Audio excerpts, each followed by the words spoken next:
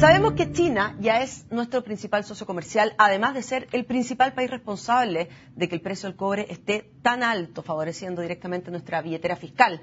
Sin embargo, aún quedan desafíos pendientes en el desarrollo de nuestras relaciones comerciales con ese país. Y para conversar de esto estamos en el estudio con el actual embajador chileno en el gigante asiático, Luis Schmidt. Muchas gracias por estar con nosotros.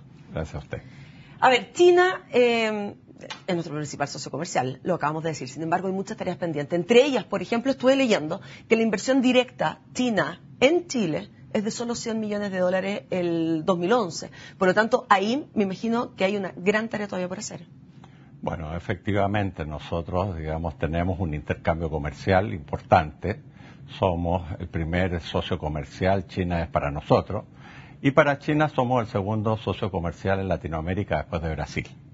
Pero en tema de inversiones, hoy día China invierte en países como Perú, Argentina, bueno, Brasil es obvio porque es un país mucho más grande, una mayor cantidad de recursos que los que invierte en Chile.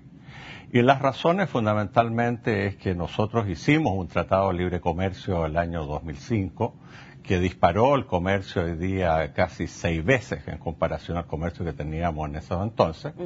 Pero en el tema de inversiones recién estamos tratando de firmar un acuerdo de inversiones. ¿Queremos que lleguen más inversiones chinas a Chile? Bueno, por supuesto, pues yo creo, que Chile hoy día es el país, está dentro de los top 10 en recepción de inversión extranjera, pero de China, invierte muy poco. En circunstancias que tenemos un comercio extraordinario con China, ya no solamente en el cobre, como dice usted, que está muy bien y que va a seguir, ¿ya?, sino que en otros productos como son alimentos. China hoy día necesita imperiosamente alimentar una población de más de 1.300 millones de habitantes, que es el 21% de la población mundial, pero solamente tiene el 8% del terreno cultivable y por lo tanto está ávida de conseguir proveedores en alimentos. La próxima semana viene el primer ministro, ¿no es cierto?, Wen Jiabao. ¿Cuál es el fin de la visita? ¿Qué cree usted que se podría considerar una visita exitosa después de esto? Bueno, yo diría que el premier viene como un gesto nuevamente hacia Chile. Ya le quiero recordar que el año pasado estuvimos con el futuro presidente de China, don Xi Jinping. Ahora viene el premier Wen Jiabao, que está considerado, dentro de los gurús del mundo, dentro de los 6 o 7 hombres más importantes del planeta, por tener a China durante la última década creciendo a tasas cercanas al 10,3%. Cosa que no hay parangón en el mundo. Él es el responsable. ¿A qué viene a Chile? Uno, a levantar el estado de relación que tiene China con Chile, que hoy día es de cooperación integral, a un estado de cooperación estratégica, donde vamos a ser socios en distintos rubros de la economía y nos vamos a apoyar mutuamente en los foros nacionales, binacionales e internacionales.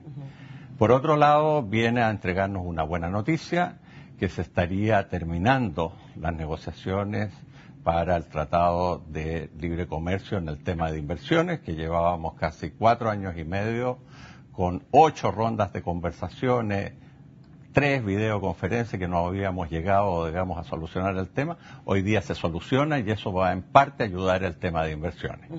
¿Cómo está China? Perdone. Y también yo diría que hay temas que a lo mejor son menores, pero muy importantes para nosotros, como la entrada de nuestros productos agrícolas a la China. Se va a firmar el acuerdo de entrada de nuestras carnes de vacuno y en nuestras carnes de cordero. También hay otros acuerdos de hacer una granja agrícola chilena acá en Chile, y también hay algunos acuerdos que tienen que ver con la entrada de nuestra harina de pescado, aceites y otros, que son importantes. Diversificar un poco nuestras exportaciones a China. Exactamente. Hoy día 97% es minería. Claro. Ya el año pasado, ya casi llegamos a $300 millones en fruta, con un crecimiento de 150% con respecto a años anteriores. En vino, estamos siendo muy conocidos en China.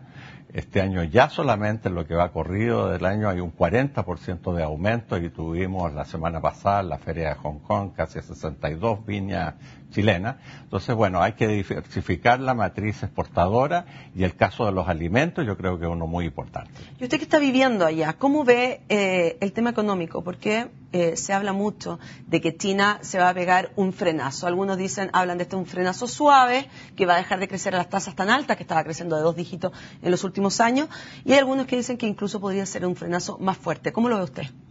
Bueno, de hecho, ya hubo, digamos, un anuncio, no este año, el año pasado, que China no podía seguir creciendo a tasas de 10% como lo estaba haciendo, entre otras cosas por la enorme crisis económica mundial. China, ¿cómo ha crecido? Uno, gracias a la inversión extranjera, es el mayor país de recepción extranjera del mundo, y gracias a las exportaciones. Quienes invierten en China, fundamentalmente los americanos y la Comunidad Económica Europea, los dos con muchos problemas económicos. Entonces, evidentemente que a esos niveles de tasa ya no se podía seguir creciendo porque había, digamos, menor inversión y porque las exportaciones que estaba haciendo China a esos países también empezaron a caer. Pero bueno, la caída no va a ser una caída de que estamos creciendo al 10, ahora vamos a crecer al 5. La caída, digamos, normalmente ellos anunciaron del orden de un 7% para el plan quinquenal que partió el 2011 y termina el 2015. Pero eso no ha sido así. Ya el año pasado, en vez de caer a un promedio de 8%, se creció 9,3%. Claro.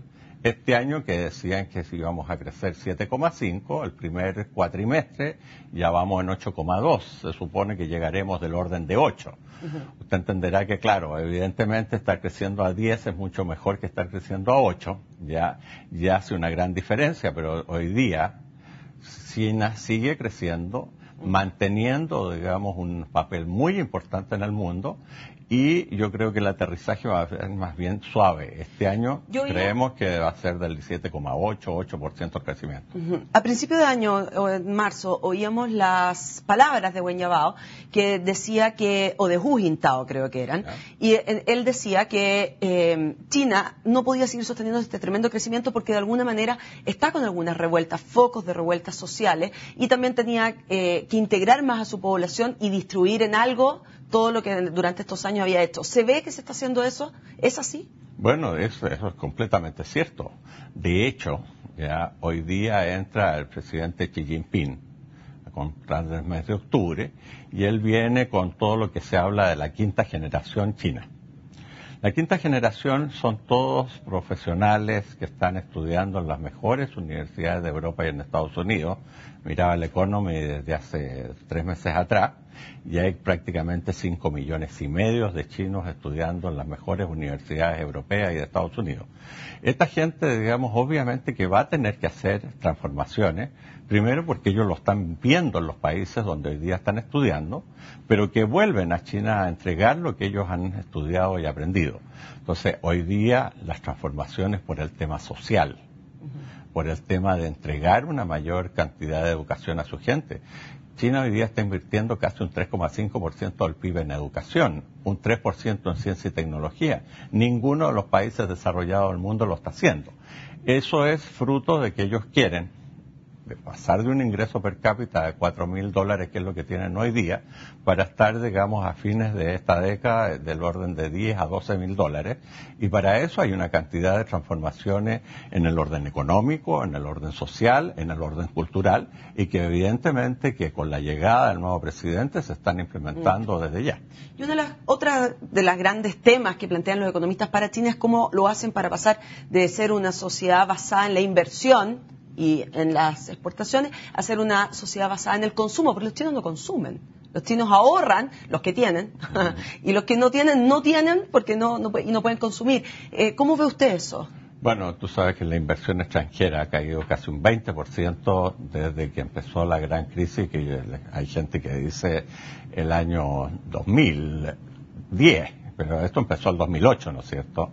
Y China ha hecho una cantidad de transformaciones de darles incentivos a su población para reemplazar esta cantidad de exportaciones que no se están consumiendo en los mercados europeos y de Estados Unidos. Y hoy día tú en China consigues créditos de consumo prácticamente por nada. En el campo les están ofreciendo cambiar todo su inmobiliario, digamos, o sea, todos sus equipos electrodomésticos, incluso las casas, digamos, a tasas de interés pero bajísimos, justamente para provocar un cambio de comportamiento. China hoy día, y el pueblo chino es el más ahorrador del mundo, hoy día lo están llevando a consumir. Y eso evidentemente que no es una situación de la noche a la mañana, pero está llevando por un camino de que aquellos agoreros que hablaban que el año pasado China no iba a crecer más allá del 7%, creció a 9,3%. Aquellos que hoy día están hablando de que China este año no crece a más allá del 7%, se va a crecer cerca del 8%. Y va a haber un planeo suave, dependiendo, obviamente, ya de cuál sea el comportamiento mundial. Si la crisis continúa, bueno, China se va a seguir desacelerando. Si empezamos a superar el tema, bueno, China va a seguir con un crecimiento probablemente no de tasas del 10%, pero bueno, con crecimientos entre el 6 y el 8%, que es un buen crecimiento para un país en vías de desarrollo. Muy bien, Luis, muchas gracias por esta entrevista. Esperamos tenerlo pronto otra vez. Cuando vuelva a venir a Chile, usted ya se va a China la próxima semana. ¿Ya vuelve? Sí, vuelvo la próxima semana. ¿Está en Beijing? Estoy en Beijing. ¿Y qué le parece? Se vive muy bien allá. La invito a que nos vaya a ver por esos lados. Sería bueno. Muchas gracias, Luis, que esté muy bien. Muchas gracias a usted. Con esta entrevista, entonces, terminamos este nuevo día en la Agenda Económica. Como siempre, los invito a seguir junto a CNN Chile.